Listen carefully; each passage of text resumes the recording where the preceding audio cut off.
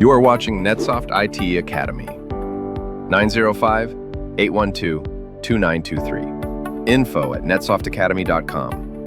www.netsoftakademy.com. So in lab number 53, we will be taking snapshots of all of our machines to make sure that we have a baseline of all the changes that we have made that we can always go back to.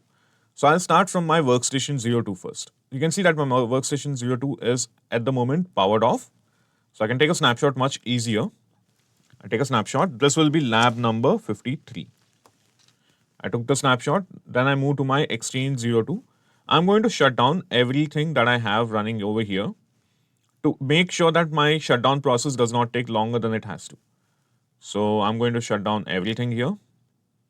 Click on Start, click on Power, Shut Down, and Continue.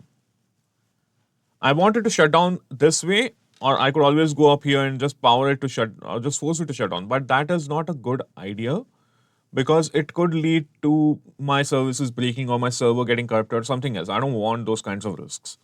I like to minimize my risk as much as possible when I'm working with Exchange servers.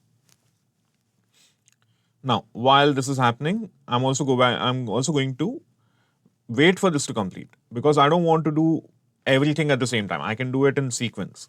Workstation, Exchange server, and then the domain controller. You can also do this. Domain controller, Exchange server, and then workstation. But it is a bad idea to be doing that. So click on snapshot, take snapshot, lab, not LKB, it's lab 53. All right, then I now navigate to my ADDS. This has very few things running on it, so I could easily just shut it down. But this will take the longest to shut down because this is also turning off a lot of Windows features in the background. Things like group policy objects and other such things, it will be turning off and a lot of services will be stopped and it takes a little bit of time. So we want to wait for it. Once it is done, we can take a snapshot very quickly. So you can see it's done. Right click, snapshot, take snapshot, lab 53. And that is the end of the lab. We just wanted to make sure that we always have a restore point available for us. And it is a good idea to take multiple snapshots.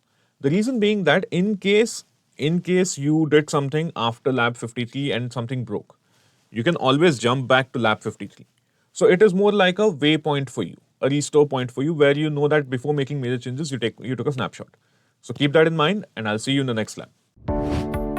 Thank you for watching NetSoft IT Academy. 905-812-2923. Info at netsoftakademy.com.